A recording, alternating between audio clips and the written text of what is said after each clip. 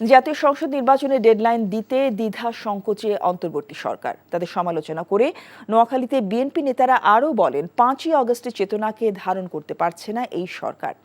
বিকেলে নোয়াখালী চৌমুহনী রেলওয়ে ময়দানে ঐতিহাসিক বিপ্লব ও সংহতি দিবস উপলক্ষে সমাবেশে তারা এই কথা বলেন। এতে প্রধান অতিথি ছিলেন বিএনপি সিনিয়র যুগ্ম মহাসচিব রুহুল কবির রিজভী।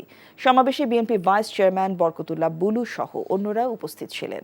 অন্তর্বর্তী সরকারকে ব্যর্থ করতে প্রশাসনের বিভিন্ন স্তরে এখনও স্বৈরাচারের দোষরা রয়েছে বলে অভিযোগ করেন বিএনপি নেতারা। নতুন 3 উপদেষ্টা নিয়োগের সমালোচনা করে তারা বলেন, এ ব্যাপারে গণতান্ত্রিক আন্দোলনের অংশীজনদের অভিমত নেওয়া হয়নি।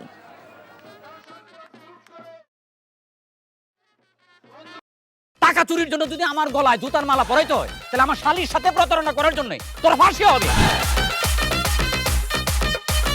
দুলা ভাই, আপনার তো ঘর জামাই বইলা একটা পরিচয় আছে, আমার তো তাও নাই।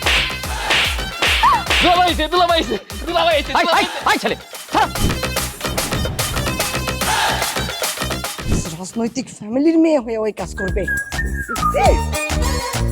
যারে পাবো হারে পিটাবো, রক্তের নেশায় ধরতে, রক্তের নেশায়, কাঁচা রক্তের নেশায় ধরতে। তোমার এই পলিটিক্স আমার বাম পকেটে থাকে। তোর বউরে ঝামেলা পাকাই। এই বেটাই, আমি তখন বিয়ে করিনি।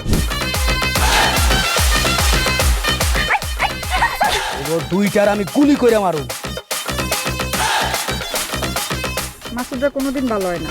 আপনার পোশাক আশাক দেখে কিন্তু আপনার তালুকদার বংশের লোক মনে হয় না আব্বা, আপনার মনে হয় যে আপনি ফকির বংশের লোক।